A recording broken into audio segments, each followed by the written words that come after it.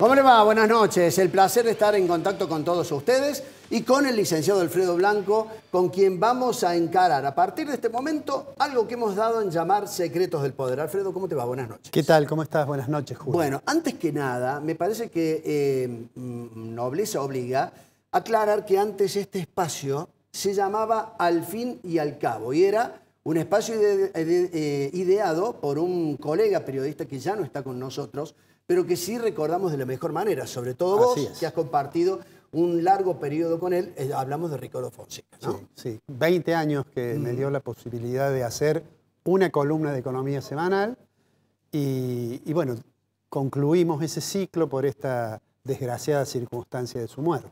Bien, extrañamos todos a Ricardo. Trataremos humildemente de ocupar un espacio que él ha dejado aquí en la pantalla de Canal C, con gente que lo seguía atentamente y que seguía, obviamente, todos los temas que él semana tras semana ponía en debate conjuntamente con Alfredo Blanco. Alfredo, vamos a tener una columna especial esta noche hablando de la economía y sobre todo de lo que le interesa a la gente. De la inflación. ¿De la inflación o la desinflación?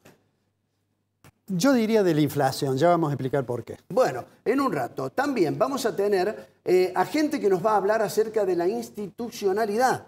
Algo que dicen todos en el Congreso de la Nación y también en algunas provincias, desde que está manejándose el mileísmo, por llamarlo de alguna manera, esta corriente, ¿está en riesgo o no? Lo va a contestar un diputado nacional que también en algún momento va a tener que ver con lo que sería el DNU para acordar con el Fondo Monetario Internacional. ¿Tenemos que acordar con el Fondo, Alfredo, o no? Sí, yo estoy convencido que es inevitable porque si no Argentina no va a poder nunca levantar las restricciones del mercado cambiario. Ahora hay que ver cuál es ese acuerdo, si es un programa de facilidades extendida. Algo de eso vamos a decir hoy también. Bien, esto va a formar parte, por cierto, de la agenda del programa de esta noche. Pero, a la vez, vamos a arrancar con un tema que es candente. ¿Qué pasó en el Congreso de la Nación con la movilización de jubilados y la represión del gobierno? ¿Y qué puede pasar mañana? Mañana, sobre todo, ¿no? Bueno, un especialista en seguridad nos va a venir a decir, ¿está bien esto de tratar de fijar una política de seguridad y hasta dónde puede llegar a alcanzar? En un ratito, en un par de minutos. Bueno, este es el resumen de lo que tenemos para este programa. Sí, y a eso vamos a agregar, como buenos cordobeses, a hablar de la ciudad y vamos a tener nada menos que al viceintendente de la ciudad para preguntarle todas aquellas cosas que cotidianamente vemos que nos parece que están bien y las que nos parecen que están mal. Sobre todo un tema, los naranjitas. Algunos lo han planteado como un verdadero y serio problema en Córdoba. Hace un rato estuve en Barrio General Paz y estuve en contacto con naranjistas que están trabajando normalmente. Bueno, ¿cómo va a terminar esa historia? También lo va a contar el viceintendente aquí en el programa, que va a arrancar de esta manera.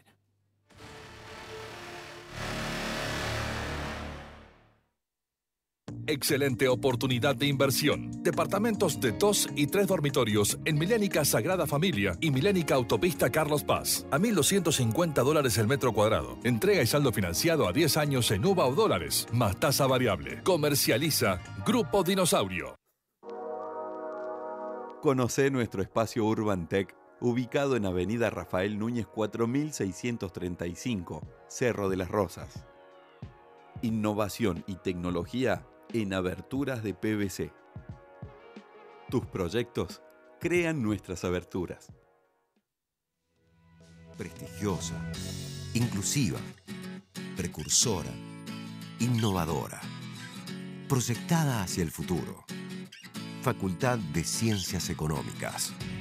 Universidad Nacional de Córdoba.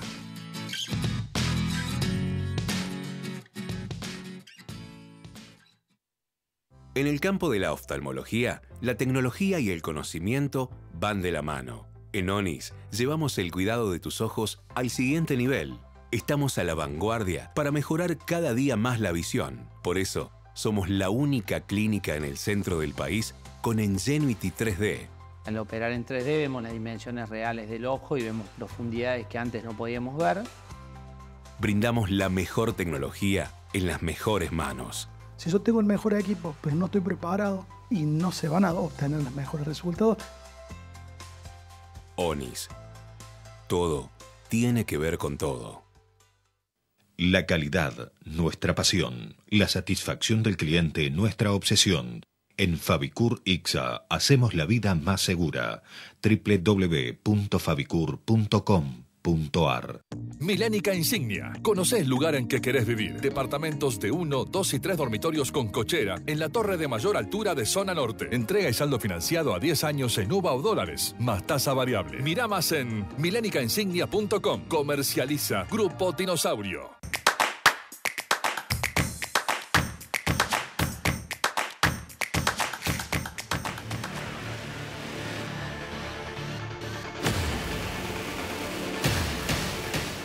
El tema del dominio de las calles es una cuestión que ha planteado el gobierno de Javier Milei con su ministra de Seguridad, Patricia Bullrich, y no piensan ceder en absoluto ante lo que ha sido un gran desmán la semana anterior en la marcha de los jubilados, ¿verdad? Así es, y además estamos a menos de 24 horas de que haya otra movilización. Donde dicen que se van a sumar los sindicatos también. Y dicen que va a haber más gente, y entonces es bueno preguntarle a alguien que entienda los problemas de seguridad ciudadana, ¿cómo se administran esos conflictos? Bueno, gentilmente contamos con la visita de Jorge Jofre, es director de la Diplomatura de Seguridad Ciudadana de la Universidad Blas Pascal. Está con nosotros para hablar precisamente de si está bien este protocolo antipiquetes o hasta dónde puede llegar a ir el gobierno con una mano fuerte tratando de frenar las protestas. Jorge, bienvenido, buenas noches, ¿cómo estás? Muy buenas noches, gracias por la invitación y honrado de estar en este primer programa con ustedes, sumándome al recuerdo de Ricardo, alguien que ha hecho historia en el periodismo de Córdoba. Bueno, muchísimas gracias. Jorge, ¿hasta dónde puede avanzar el gobierno con la represión que ya se vio la semana anterior y que fue realmente dura, ¿no? Por más de que Bullrich lo justificó, un golpe a una jubilada, una granada de gas impactando en la cabeza de un fotógrafo, que dicen todo era un fotógrafo militante, pero un fotógrafo al fin no justifica para nada tamaña agresión. ¿Hasta dónde puede avanzar? Primero me permito hacer una aclaración como para mantenernos lo más alejados de las grietas posibles, sí, pero tenemos que hacer una serie de referencias históricas para comprender cómo se debe entender la seguridad. Tenemos desde la ciencia política dos perspectivas clásicas, digamos. Una, la que entiende a la seguridad como un instrumento de disciplinamiento desde el poder, y otro modelo que es el que entiende a la seguridad como un sistema de derechos. La que entiende este sistema de seguridad o sistema securitario para el disciplinamiento desde el poder es el más parecido al sistema napoleónico, en donde las fuerzas policiales operaban para consolidar la norma, consolidar el poder, pero fundamentalmente a través del concepto de orden público. El concepto de orden público, que es el concepto que todo el mundo escucha, pero por ahí académicamente no está muy bien entendido por la gente, pero lo podemos resumir en lo que la gente entiende. El orden público es la tranquilidad general, que las normas se cumplen, que hay ciertos grados de previsibilidad. Que no nos corten las calles, que es una de las cosas que se propuso Bullrich. En el medio de este análisis surgen verdaderamente algunas necesidades de la ciudadanía que tienen que ver con esa construcción de seguridad, de tranquilidad que asociamos a seguridad. Pero si nosotros hablamos de seguridad en términos de seguridad ciudadana, nos alejamos de ese concepto de orden público, porque empezamos a pensar en el análisis profesional de lo que son las amenazas, de lo que son los riesgos, y un análisis de amenazas y riesgos para definir qué instrumentos ponemos en juego para garantizar esa tranquilidad pública. Esto no es lo conceptual para sostener los designios del poder, es lo práctico para sostener la tranquilidad que requiere la gente. Ahora, da la sensación que la gente, digamos, utilizando ese término general, adhiere a la idea de que tiene que haber más mano dura, no solo en el plano de la protesta social, sino en el plano de la seguridad individual, en el plano de los problemas de inseguridad que todos los días vemos a través de los medios que padecen muchos ciudadanos. ¿Hasta qué punto la estrategia del gobierno no está yendo en línea con una vocación o una convicción del conjunto de los ciudadanos? Y primero que es un problema, porque en realidad la gente desprovista del concepto de pueblo o del concepto de ciudadanía, cuando hablamos de la gente estamos hablando de un concepto que tiene que ver con las pretensiones personales, individuales. Es un concepto que está muy lejano a la construcción de un saber social y político.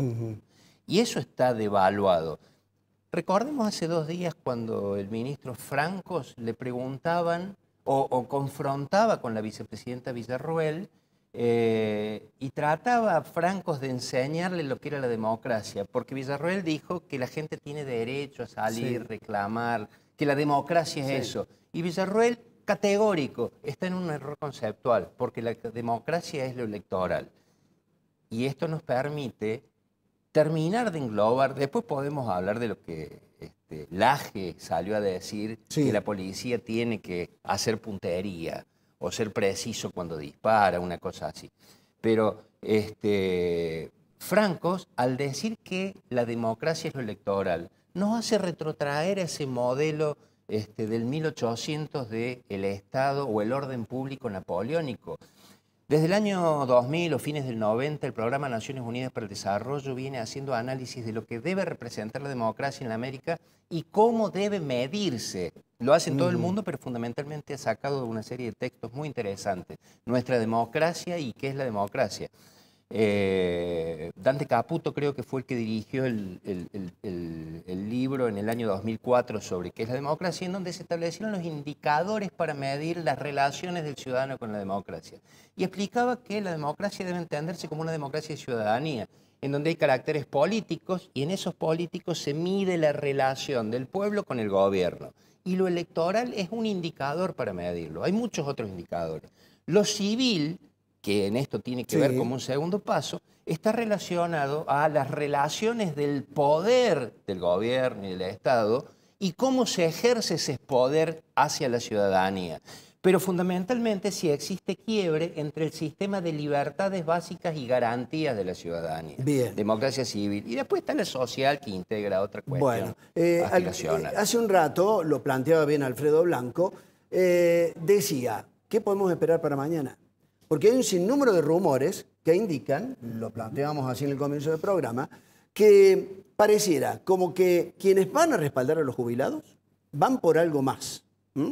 De hecho, hasta algunos senadores han dicho el peronismo sin poderes destituyente. Y por otro lado, pareciera como que el poder de Bullrich va también por el máximo que puede a la hora de controlar la calle. Es más, algunos dicen, con la posibilidad de declarar un estado de sitio.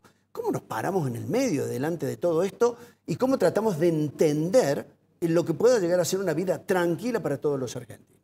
Está claro que estamos sufriendo lo que nos pasa al estar sumidos en una epidemia de eslogan. Todos son eslogan, frases cortas que impactan en lo emocional y fundamentalmente provocadoras. ¿No? El imperio de la provocación en esto. Entonces, todas son reacciones compulsivas, incluso de aquel que recibe el mensaje. Cuando el presidente insulta, termina una marcha y al otro día está insultando como un desaforado, no con la prudencia que nosotros requeriríamos de quien conduce a la fuerza pública y el quien conduce el país. Y bueno, es una apuesta a la provocación. Está claro que no estamos en un camino contemporizador y no hay forma de establecer seguridad si quienes conducen y tienen el uso de la fuerza no están dispuestos a contemporizar y a construir diálogo. No hay forma. Es lo que no existe. Porque en realidad en todo el mundo los protocolos en marchas sociales, los protocolos del uso de la fuerza, primero que son públicos, segundo que imponen la necesidad de diálogo entre las fuerzas policiales, los que van a marchar y las autoridades políticas para establecer acuerdos de cuáles son los límites de la marcha. Y fundamentalmente hay un tema que nos están arrebatando y que es vergonzoso, la posibilidad de la rendición de cuentas. Cuando un ministro de seguridad, un hombre, una persona, una mujer de la política nos dice que no va a haber un sumario, nos está arrebatando la posibilidad de saber qué pasó. Y eso debería ser natural. Pero además es una imposición normativa de todo el sistema internacional. Rendición de cuentas cuando se usa la fuerza. Y ella francamente dijo, no va a haber sumario. Y esto es grave. No solo es provocador, sino que atenta contra la transparencia en materia de seguridad. No sé si te queda algo... Me quedo preocupado. Cerrando. Simplemente digo, me quedo preocupado de esto de que no haya vocación de diálogo y esperemos que mañana sea una manifestación que transcurra con cierta tranquilidad. Y sobre todo quienes quieren reclamar lo puedan hacer, sobre todo, fundamentalmente. Jorge Jofré, ha sido un placer tenerte en el programa. Muchísimas gracias. A su disposición, esperamos haber podido aportar algo. Pero por supuesto que sí. Muchas gracias. Muchas gracias. Vamos a ir a la pausa. La primera en esta, o la segunda, mejor dicho, en estos Secretos del Poder. Tenemos más invitados y la columna, ¿qué va a decir Alfredo Blanco sobre la inflación o la desinflación en la Argentina? Ya seguimos.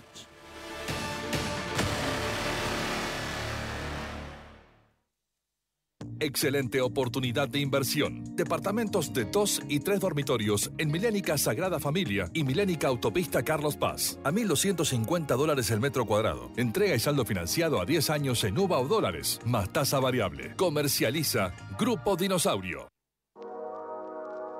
Conocé nuestro espacio Urban Tech, ubicado en Avenida Rafael Núñez 4635, Cerro de las Rosas. Innovación y tecnología en aberturas de PVC. Tus proyectos crean nuestras aberturas. Prestigiosa, inclusiva, precursora, innovadora, proyectada hacia el futuro. Facultad de Ciencias Económicas. Universidad Nacional de Córdoba.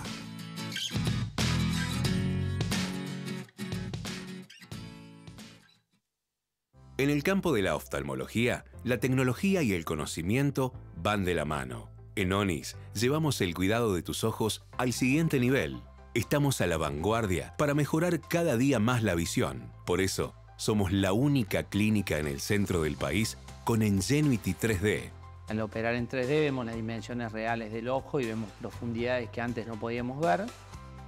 Brindamos la mejor tecnología en las mejores manos. Si yo tengo el mejor equipo, pero no estoy preparado y no se van a obtener los mejores resultados.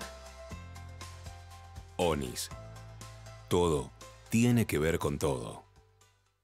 La calidad, nuestra pasión. La satisfacción del cliente, nuestra obsesión. En Fabicur Ixa hacemos la vida más segura. www.fabicur.com.ar. Milénica Insignia. Conocés el lugar en que querés vivir. Departamentos de 1, 2 y 3 dormitorios con cochera en la torre de mayor altura de zona norte. Entrega y saldo financiado a 10 años en UVA o dólares, más tasa variable. Mirá más en milénicainsignia.com. Comercializa Grupo Dinosaurio.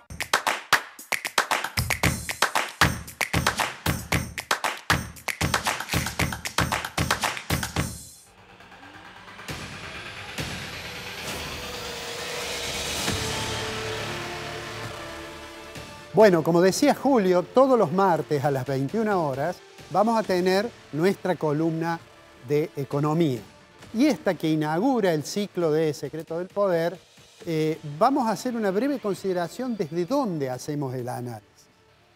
Porque cuando discutíamos sobre el título del programa y apareció esto, Secretos del Poder, tiene que ver porque hay dos dimensiones que juegan de manera importante. Una es la dimensión estrictamente económica, y vamos a hablar de eso, y otra es la política. Yo suelo decir, no hay política económica que pueda tener éxito si no tiene sustentabilidad política. Y de la misma manera se puede decir que no se puede construir poder político y sostener el poder político si no tiene éxito la política económica, en particular en un país con la historia económica de la Argentina. Entonces vamos a comenzar hoy hablando de lo que yo creo es el objetivo casi exclusivo de la política económica de Milei y que además es en donde puede ofrecer alguna sensación de éxito. Eso es la inflación. Todos los funcionarios a cualquier pregunta contestan, sí, pero estamos bajando la tasa de inflación después de aquella situación al borde de un proceso hiperinflacionario que fue la gestión de Massa en el ministerio cuando era candidato a presidente. Vamos a ver unos números que tienen que ver con febrero, porque da la impresión que el gobierno se había acostumbrado a mostrar reducciones en la tasa de inflación y que este mes, el mes de febrero, no lo pudo hacer. Miren, este es el gráfico donde está desde febrero de 2020 la evolución la variación mensual del índice de precios al consumidor a nivel nacional. Aquí ese pico de 25.5 es el primer mes cuando asumió el presidente Milei, y la modificación y la devaluación y todo lo que sucedió y ese fogonazo inflacionario. Ahora, a partir de allí, el gobierno comenzó a decir, bueno, estamos reduciendo la inflación y los números lo muestran. Yo diría que casi uno podría no tomar muy en cuenta el 2.4, es probable que marzo tampoco esté abajo del 2, pero digamos que como objetivo la reducción de la tasa de inflación, el licenciado Milei, más allá que los argumentos que da, a veces vulgares, a veces torpes y muchas veces imprecisos, en realidad puede exhibir este logro. Si uno mira ya no cuánto fue mes a mes, si uno mira los últimos 12 meses, que es el gráfico siguiente que le voy a pedir al director, también muestra que tenemos acumulado febrero contra febrero 66%, en 2020 teníamos 50%, es decir, estamos volviendo a la situación que teníamos más o menos en la pandemia. ¿Es un éxito haber reducido la tasa de inflación? Es un éxito indudable. Ese éxito nos pone como ejemplo internacional. Allí es más opinable porque el 2% mensual es una tasa exageradamente alta para cualquier economía medianamente desarrollada. Y este mes en particular me gustaría mostrarles de febrero cómo aumentaron distintos rubros, porque ahí hay un punto que nos va a servir de puente para un comentario adicional. Esta es la evolución, la variación del IPC nacional por ramas. Ahí está el 2.4 en verde, que es el promedio, el nivel general.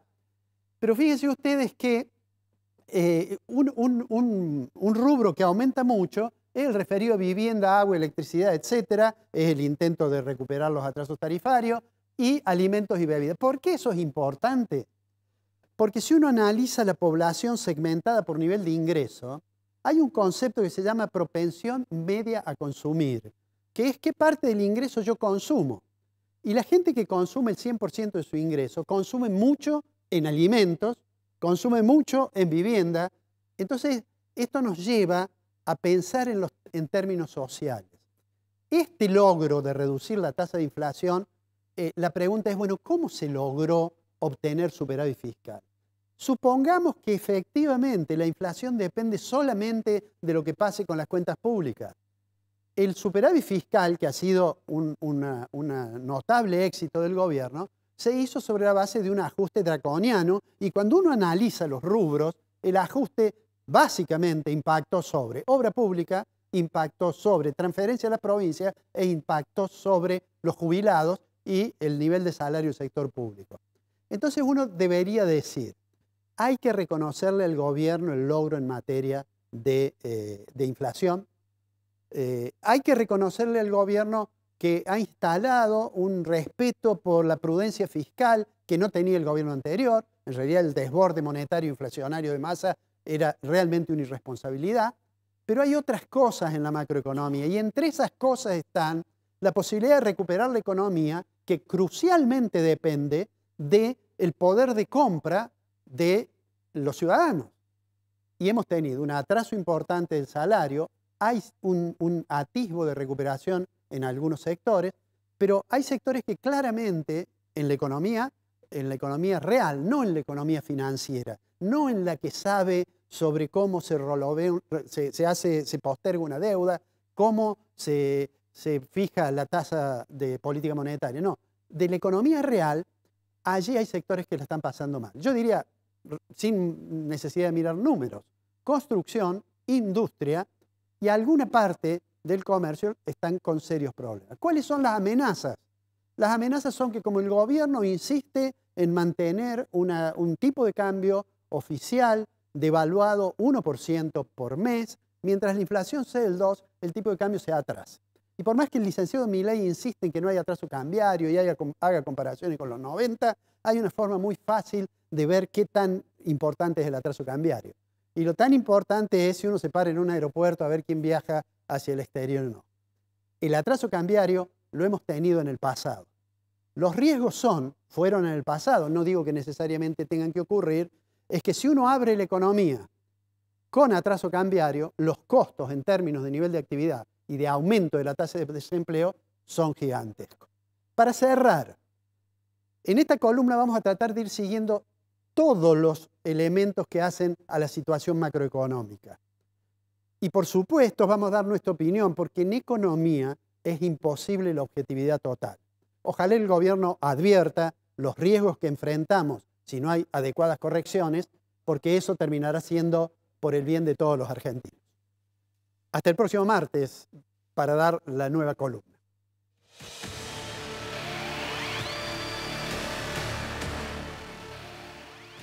Excelente oportunidad de inversión. Departamentos de 2 y 3 dormitorios en Milénica Sagrada Familia y Milénica Autopista Carlos Paz. A $1.250 el metro cuadrado. Entrega y saldo financiado a 10 años en UVA o dólares, más tasa variable. Comercializa Grupo Dinosaurio.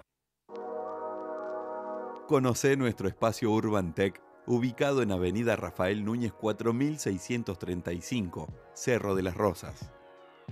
Innovación y tecnología en aberturas de PVC. Tus proyectos crean nuestras aberturas. Prestigiosa, inclusiva, precursora, innovadora, proyectada hacia el futuro. Facultad de Ciencias Económicas. Universidad Nacional de Córdoba.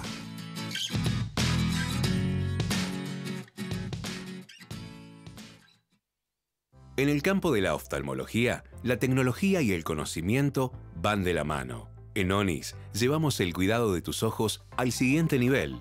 Estamos a la vanguardia para mejorar cada día más la visión. Por eso, somos la única clínica en el centro del país con Ingenuity 3D. Al operar en 3D vemos las dimensiones reales del ojo y vemos profundidades que antes no podíamos ver. Brindamos la mejor tecnología en las mejores manos. Si yo tengo el mejor equipo, pero no estoy preparado y no se van a obtener los mejores resultados. ONIS. Todo tiene que ver con todo. La calidad, nuestra pasión. La satisfacción del cliente, nuestra obsesión. En Fabicur Ixa hacemos la vida más segura. www.fabicur.com.ar. Milénica Insignia. Conocés el lugar en que querés vivir. Departamentos de 1, 2 y 3 dormitorios con cochera en la torre de mayor altura de zona norte. Entrega y saldo financiado a 10 años en UVA o dólares, más tasa variable. Mirá más en milénicainsignia.com. Comercializa Grupo Dinosaurio.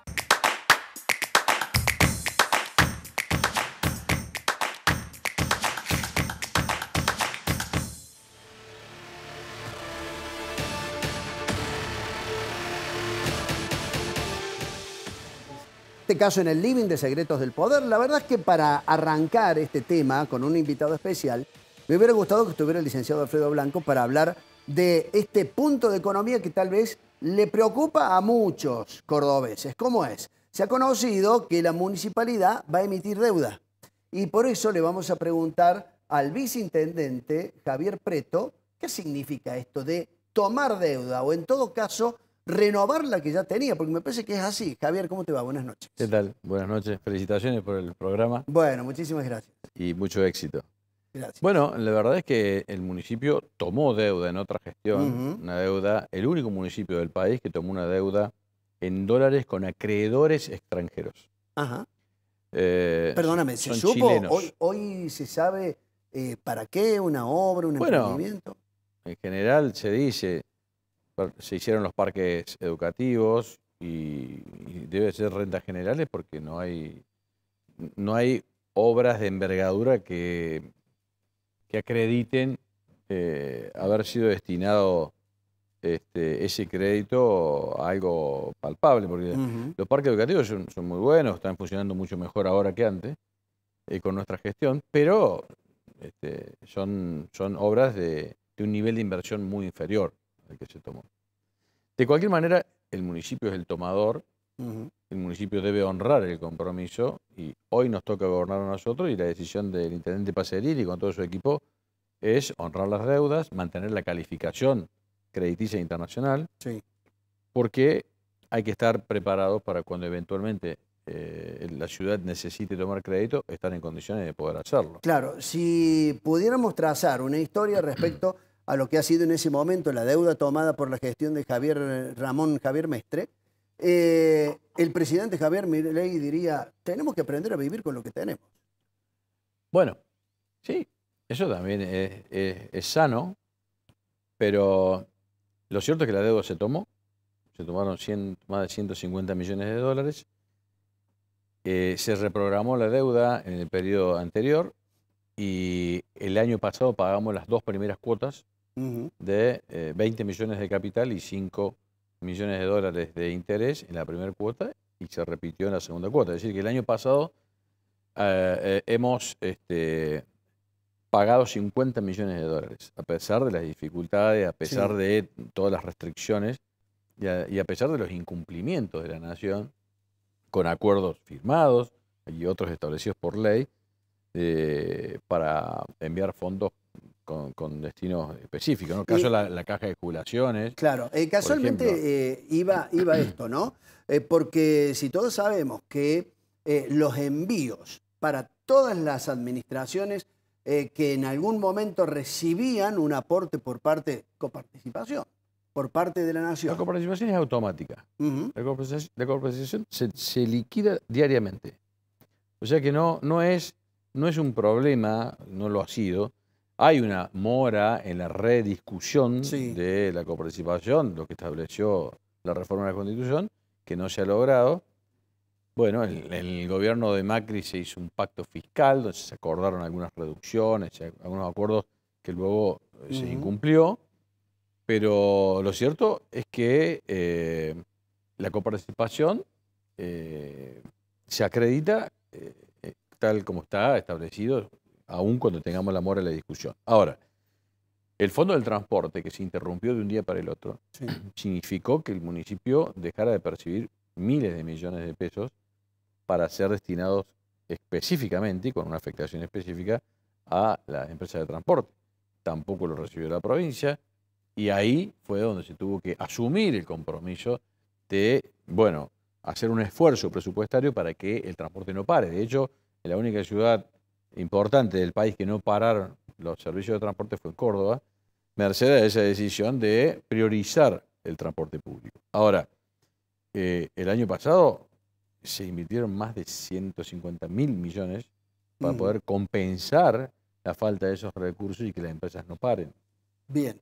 Está bien, ahora estamos en una coyuntura con el transporte, con una rediscusión del servicio, con una diagramación que comprende el área metropolitana, cosa que nunca se había hecho, y hay un gran desafío por delante ahí. Si ese diagrama responde a las necesidades de la gente, vamos a estar en presencia de una solución importante y definitiva a un viejo y eterno problema del transporte público de pasajeros. Bien, esperemos que así sea. Hay mucha gente que todavía se está quejando un poco. La adaptación de una nueva empresa es obvio, es complicado. Es obvio porque se está probando, hay empresas que se han incorporado, que están haciéndose cargo de unos servicios, no tienen los ómnibus disponibles porque nadie tiene un ómnibus nuevo esperando para cuando le toque. Normalmente los acuerdos se hacen de entregas de zona y hay compromisos de comprar ómnibus que las terminales los fabrican a pedido. Es decir, entonces, la demora en la provisión de los coches comprometidos, sí, por supuesto trae problemas aparejados en la regularidad del servicio, en la frecuencia, que lamentablemente el vecino lo está atravesando. Pero cumplido lo acordado, con todos los ómnibus en funcionamiento, más los que compró TAMSE, los de gas natural comprimido, va a significar una presencia de coches nuevos con una mejor frecuencia y con un diagrama que va a cubrir todas las zonas del área metropolitana en 4 anillos de la avenida Circunvalación hacia adentro y con los accesos de las zonas de mediana distancia en donde se han incorporado 3 nuevas empresas. Bien. Me queda un tema más. Yo creo que mucha gente al menos ha encontrado algo de tranquilidad cuando el intendente Daniel Pacerini decidió con mano dura también terminar con los naranjitas en algunos puntos de la ciudad de Córdoba. Así es. Yo no sé qué tipo de repercusión tienen ustedes en la calle cuando van a algún barrio, pero veo que hay gente que padecía a los naranjitas. ¿Por qué se tomó la determinación? Digo, ¿y hasta dónde va a avanzar? ¿No? Porque se han eliminado naranjitas en algunos puntos de la ciudad y hay otros que persisten. Bueno, ustedes saben que el área de transporte empezó el primer día de la gestión a estudiar el tema. Tuvimos cambios en el área, atravesamos algunas dificultades, pero luego con la firme decisión de hacer que los espacios públicos sean de la gente y no que lo tome una naranjita con cualquier monto a cobrar, incomodando a todo el mundo y además haciendo oneroso el estacionamiento. Sí. Entonces, se tomó esa decisión, se empezó por el Parque Sarmiento, está funcionando muy bien. Yo estuve el fin de semana se inauguró justamente la puesta en valor de la laguna del parque, que después de 100 años se vació totalmente, se impermeabilizó, se limpió, se sacaron miles de toneladas de mugre y hoy está absolutamente transparente, está bellísimo el parque y la laguna luce espectacularmente bien. Y la gente, el comentario de la gente era que estaban tranquilos, que disfrutaban del espacio público y que ya no había nadie que los molestara para estacionar. Hay un cartel muy grande, varios carteles, que dicen que el estacionamiento es libre y gratuito, y ahí dependemos también de la colaboración del vecino.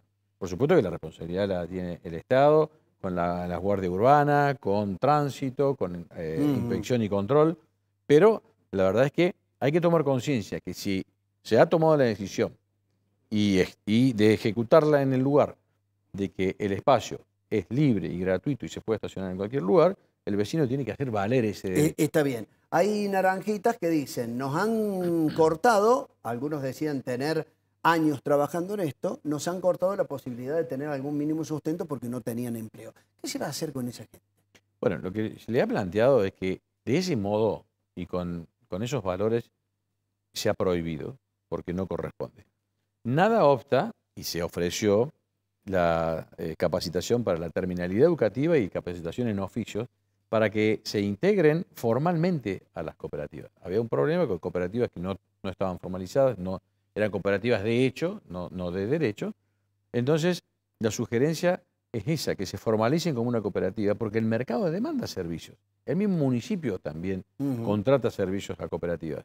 Entonces, si se formalizan y aceptan la terminalidad educativa, la formación y la capacitación en oficios y empleo que el municipio ha puesto a disposición, no va a haber ningún problema en que se formalicen las cooperativas, se busque trabajo en el mercado y también el municipio pueda ser dador de servicios a estas cooperativas formalizadas. Bueno, le ponemos un gran continuará, como si fuera una película que tenemos que seguir viendo. Así es. La idea para muchos cordobeses ha sido realmente muy positiva. Esperemos que de esta manera se pueda dar vuelta una página positiva para darle valor a lo que pueda llegar a ser el servicio de una persona que pueda ser válida para la sociedad. Otros no lo eran definitivamente, pero le puedan dar sobre todo tranquilidad al vecino. Y Julio, una cosa, la capacitación a una persona que no la ha tenido es para siempre. Sí, es decir, totalmente. Nadie le quita a la persona la formación y la capacitación que la va a poder usar en cualquier orden de su vida. Entonces, es un gran aporte que está haciendo el municipio. Esperemos que se reencauce como pretendemos, asistiendo a personas formalizadas en una cooperativa para que pueda prestar servicio en el mercado y eventualmente en el municipio cuando lo requiera. Javier Preto, muchas gracias por estos minutos. Gracias, Julio, y éxito en el programa. Bueno, gracias. Nos vamos a la pausa. En instantes vamos a hablar de lo que va a pasar en el Congreso. Tenemos que tomar y aprobar el famoso DNU de Milei para acordar con el Fondo Monetario Internacional. Seguimos en un ratito con Secretos del Poder.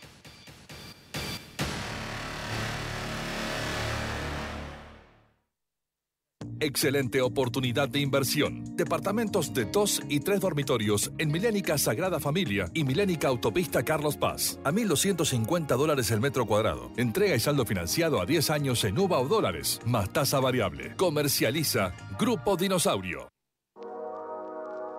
Conocé nuestro espacio Urban Tech, ubicado en Avenida Rafael Núñez 4635, Cerro de las Rosas.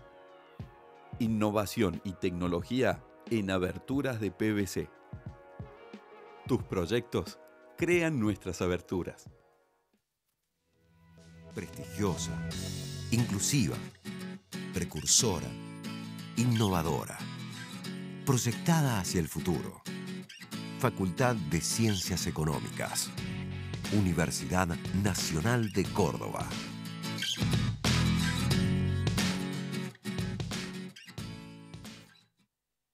En el campo de la oftalmología, la tecnología y el conocimiento van de la mano. En ONIS llevamos el cuidado de tus ojos al siguiente nivel. Estamos a la vanguardia para mejorar cada día más la visión. Por eso, somos la única clínica en el centro del país con Ingenuity 3D. Al operar en 3D vemos las dimensiones reales del ojo y vemos profundidades que antes no podíamos ver. Brindamos la mejor tecnología en las mejores manos. Si yo tengo el mejor equipo, pero no estoy preparado y no se van a obtener los mejores resultados.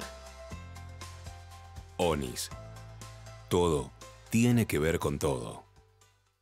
La calidad, nuestra pasión. La satisfacción del cliente, nuestra obsesión. En Fabicur Ixa hacemos la vida más segura. www.fabicur.com.ar. Milénica Insignia. Conocé el lugar en que querés vivir. Departamentos de 1, 2 y 3 dormitorios con cochera en la torre de mayor altura de zona norte. Entrega y saldo financiado a 10 años en UVA o dólares, más tasa variable. Mirá más en milénicainsignia.com. Comercializa Grupo Dinosaurio.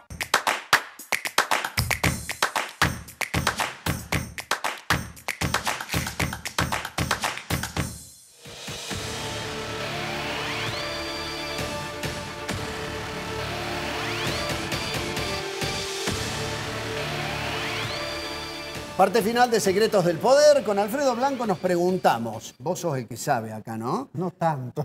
¿Hay que acordar con el Fondo Monetario Internacional o no? Sí, yo creo que es inevitable. Es inevitable. Nosotros en el próximo programa vamos a hablar específicamente del fondo, cómo nació allá en el 44 en Bretton Woods, cuántas veces le pedimos crédito que no le pagamos y por qué ahora el gobierno no tiene muchas opciones si es que quiere normalizar el mercado cambiario. Bueno, esto es lo que en teoría y en la práctica para la economía es necesario dar. Es un paso. Mucha gente, muchos memoriosos dicen, bueno, vamos a acordar nuevamente, le pedimos más plata al Fondo Monetario Internacional con el mismo ministro de Economía que en la época de Macri nos endeudó, ¿para qué? Bueno, esa es otra discusión. ¿Qué es lo que va a pedir el gobierno nacional, que supongo debe ser un programa de facilidades extendidas, y cuál es la aplicación de esos recursos? Y en eso le vamos a preguntar al diputado nacional su opinión sobre el hecho de que este acuerdo con el fondo, en lugar de tratarse en el Parlamento de acuerdo a una ley que es de la época del gobierno anterior, digo, hay un decreto de necesidad y urgencia. Y ahí no hay muchas precisiones sobre lo que se está pagando. Es más, se sabe bien poco, ¿no? Más vale poco. Se sabe poco. Bueno, vamos a presentar a Juan Brugue, que nos acompaña gentilmente aquí en el programa. Brugue, por supuesto, es uno de los diputados que tiene en sus manos esta brasa caliente. ¿Cómo te va, Juan? Buenas noches. Bien, bien. Un gusto felicitarlos por el programa. Bueno, gracias. Pensado por el nombre, Secreto de Poder. Alguna vez tienen que entrar en eso de los secretos del poder. No, está bien. Profundizar un poco y ver qué hay, ¿no? Y hay tantos, ¿no? Se han escrito muchos libros, muchas películas, así que interesante. Bueno, esperemos que al menos para tratar de incursionar en ese terreno que decís, nos vaya bien. ¿Hay que acordar con el Fondo Monetario Internacional o no? En principio, la República Argentina tiene una serie de compromisos con el Fondo Monetario que viene de diferentes gestiones. A mí me está tocando las dos gestiones, la del 2015 al 2019, cuando vino ese préstamo puente que, sinceramente, la Argentina en la práctica no vio nada, porque fue justamente para salir de esa jugada financiera que se había pergeñado, esa ficción económica que nos llevó a que esos préstamos de 47.000 millones de dólares no se invirtieran ni en una escuela, ni en una plaza, ni en un puente, ni en una ruta, ¿no? Entonces, eso nos genera ya un primer alerta. Que se debe plata, se debe, por supuesto, y se viene pagando, tanto el gobierno anterior como el actual viene cumpliendo. O sea, hoy la Argentina no está en mora con el Fondo Monetario, con mucho esfuerzo va pagando. Pero lo cierto es que este nuevo supuesto acuerdo, porque la verdad es esa, no hay muchos elementos, no tenemos elementos técnicos, no nos han acercado ni siquiera material, no viene el ministro de Economía a explicar cómo es la situación. Es raro, ¿no? Es raro, sobre todo porque además hay una norma legal, diputado, que dice que el Parlamento debe analizarlo. Alguien puede creer que eso era exagerado, fue una idea de Martín Guzmán en el momento en que él fue ministro, pero lo concreto es que esa ley está vigente y hay dudas, quizás el diputado nos puede aclarar, si realmente eso puede ser reemplazado por un decreto de necesidad de urgencia. No es Guzmán, es Alberdi, porque está en la Constitución. También nacional. está en la Constitución. O sea que tanto que el presidente que hace tanto banderas de Alberdi, en 1853 se dijo, el Congreso es el que arregla, o sea, el que resuelve el tema de la deuda interna y externa del país, ¿no? Y no una persona o dos. Exacto. Con el tiempo se fue distorsionando, bueno, Alfredo nos podrá explicar mucho más ahora cuando cuente el desarrollo, y quedó en suerte en mano del manejo del presidente por esto de ser más rápido y efectivo. Lo cierto es que efectivamente la ley esta que le dicen ley Guzmán establece de que cuando el acuerdo es con compromisos internacionales y sobre todo con organismos internacionales, tiene que ir al Congreso. Y eso es ley, rige como tal. El DNU del que se habla, también la propia Constitución establece los límites. El artículo 99, inciso 3, dice que para que el presidente pueda hacer uso de esta herramienta excepcional, tiene que haber una urgencia, tiene que haber una necesidad, el Congreso debe estar en receso, o sea, no está en funcionamiento, o que el tratamiento del Congreso pudiera en riesgo diferentes situaciones, ¿no es cierto? Todas esas circunstancias no se dan ni están justificadas en el DNU que firmó el presidente, que se autoautoriza a firmar un acuerdo. De hecho, bueno, ahora están viendo cómo lo corrigen a eso y el DNU lo están mandando en forma de DNU al Congreso para una sesión exclusivamente, cuando eso tendría que derivarse a la comisión respectiva, invitar al ministro de Economía que venga a dar las explicaciones del caso y diga concretamente en qué se va a beneficiar. Porque hasta ahora lo que sabemos es que esos 20.000 millones de dólares irían para el Banco Central para pagar las letras. Hay que explicar a la gente que las letras son bonos, que tienen nombre y apellido. Y nosotros queremos saber quiénes son los que se van a beneficiar con esos 20.000 millones de dólares. O sea que esa plata no va a ir ni a escuela, ni a puente, ni a ruta, ni a nada. Al Banco Central directamente para hacer un acomodamiento de un bache financiero que seguro acá Blanco lo puede explicar con mayor precisión que yo ahora, en ese aspecto, ¿no? Ahora, desde ese punto de vista, Alfredo, por lo que estamos viendo, un DNU que no explica demasiado, nos deja con estas incógnitas que decía Juan Brugue, ¿no? Es decir, no sabemos si en definitiva, más allá de cubrir este bache en el Banco Central, hay gente que se beneficia por otro lado. Seguramente, pero además de, supongamos que sean 20.000 millones, que tampoco se sabe, hay una parte que es para pagarle al fondo, obviamente. Seguramente esos desembolsos del crédito se van a hacer coincidir con los vencimientos. Ahora, la otra parte que dice, bueno, vamos a mejorar la hoja del Banco Central, porque además el Banco Central tiene, por ejemplo, letras intransferibles que le colocó el Poder Ejecutivo en su momento para agarrar los dólares, pero no se sabe qué más se va a hacer con eso. El gran temor que hay es que el gobierno, que está utilizando métodos indirectos para controlar los dólares financieros, el gran riesgo es que se utilicen para garantizarle a aquellos que han hecho operaciones de carry trade, que es traer dólares, ponerlo en peso y después llevárselo, que ya ocurrió eso una vez en la Argentina. Ocurrió con gente que está en el gobierno. Entonces, ahí hay un gran riesgo. Por eso sería saludable lo que dice el diputado. Me parecería imprescindible que el ministro vaya y les explique a los legisladores por qué hay urgencia primero y qué va a hacer con los recursos. Bueno, y sobre todo, discúlpame, 20.000 millones de dólares no es mucha plata, en definitiva, en un sistema financiero internacional, por un lado, y segundo, eso no provocaría ninguna corrida, cambiar a nada, ningún problema, o sea que se puede tratar en el Congreso perfectamente. No activaría ninguna especulación, que por ahí dicen que, bueno, si se sabe qué es lo que se va a hacer, bueno, los especuladores de siempre. No, estamos dentro, o sea, se tomó ese crédito de 47.000 millones de dólares entre gallo y medianoche, que eso sí fue especulación pura. Esto no tendría ese riesgo como para justificar de que se firme un DNU, ¿no es cierto? Como diputado nacional estás en la cocina de un episodio que no es sencillo de resolver, lo está planteando el licenciado Alfredo Blanco. La gran pregunta es, en función de lo que se viene viendo con peleas y pujas internas y en donde la construcción de una votación para aprobar, por ejemplo, ratificar alguna de las leyes por las cuales ha ido Milei, busca sobre todo cooptar gobernadores que terminan garantizando votos, algunas peleas intestinas, internas muy fuertes dentro de la Libertad Avanza y otras también dentro de la Unión Cívica Radical. ¿Cómo ves vos esta perspectiva en donde pareciera como que muchos partidos o representantes de partidos la tienen muy clara en torno a qué se debería hacer, pero en definitiva después en cada sesión pasa cualquier cosa. Bueno, es el no tener una mayoría el presidente, tiene que hacer alianzas. Alianzas que por ahí son acuerdos que muchas veces no se cumplen, esa es la verdad.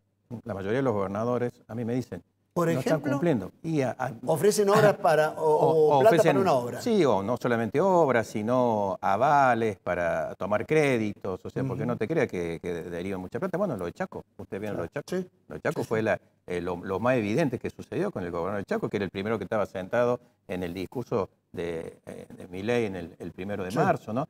Entonces, yo creo que por ese lado, pero esto no es un toma y daca, eso es lo importante. Acá lo que no tenemos es un programa de gobierno, no hay un programa económico, porque no sabemos cuál es el programa económico. Lo vengo reclamando desde el primer día que me senté en una banca en la Cámara de Diputados. Explíqueme en cuál es el programa económico, para qué hacemos este esfuerzo.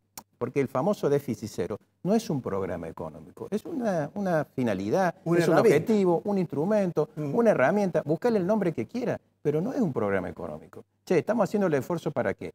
Todas las señales dicen que son absolutamente confusas el discurso del presidente. La otra vez, eso que yo le pongo gana como para entenderlo, él dice, no quede la duda de que nosotros vamos a eliminar el Estado. Terminó con una frase como esa. Entonces, ¿cuál es el programa realmente, ¿no? Ayer me vino a ver gente de la AFIP. El AFIP que es un ente de recaudación que esto tendría que tener, pero de lujo, porque es donde más genuinamente ingresan los fondos para el Estado. Claro. Lo están desarmando. Lo están desarmando. Entonces, ¿cuál es el objetivo y cuál es el programa? Entonces, si no tenés un programa, no tenés un objetivo, no tenés una misión clara, sino que tenés eslogan y que, en definitiva, querés hacer un acuerdo con el fondo sin mostrarnos las cartas hacia dónde va a ir todo eso, se hace muy difícil acordar hoy con La Libertad Avanza y sus aliados, ¿no? Entonces, esta situación lleva a que esta incertidumbre política y económica ponga que tengas mayorías circunstanciales. Si no, ¿cómo me explica vos de que 5 o 6 diputados de La Libertad Avanza coincidieran con el kirchnerismo en la última votación? O sea, una cosa, para darle el quórum, o sea, una cosa que hace 6 meses atrás era imposible de pensar, ¿no? Entonces, frente a esa situación es que tenemos que saber hacia dónde vamos. Y te doy un secretito del poder, ya que estamos con el hombre. Justo el 1 de marzo me lo cruzo en una de los pasillos de la Cámara a Toto Caputo, el ministro de Economía, que nos conocemos de la época que yo era, digamos, diputado en la época de Macri, porque tuve diálogo con él. Y lo gracioso es que nos saludamos y me dice, ¿y cómo anda la cosa? Y le digo, si vos sos el ministro y no sabés cómo anda la cosa, estamos jodidos. Le decía, en un chiste, y se rieron todos como diciendo, el cordobés del chiste, digamos, siempre, ¿no? Por demás complicado. Así que un secretito del poder te di. Bueno, no sé si te queda una más, estamos con el tiempo ya. No, en una frase, ¿cómo es la relación del gobierno central con la provincia? Yo diría de que hay de comprensión, y hasta ahí nomás, de comprensión. De comprensión de un lado y comprensión del otro. Hay comprensión.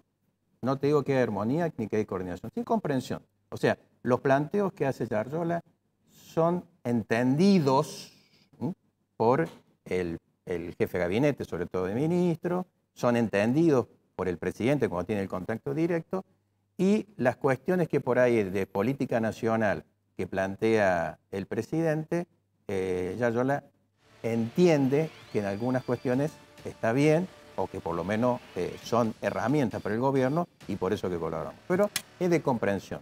Hasta ahí llegaría. Nada más. Juan Brugue, ha sido bien clarito. Muchísimas gracias. Será hasta cualquier momento. Muy amable. Con gusto. Gracias a ustedes. Y nosotros nos vamos a encontrar la semana que viene. Nos encontramos la semana que viene, Julio. Vamos a ver si encontramos también algunos otros secretos del poder. Bueno, vamos a ver, sobre todo de economía, hablando la próxima semana. Lo esperamos en la pantalla de Canal C, a quien agradecemos, por supuesto, esta oportunidad para llevar adelante este proyecto periodístico. Muchísimas gracias a todos. Hasta la semana que viene. Hasta la semana que viene. Hasta el próximo.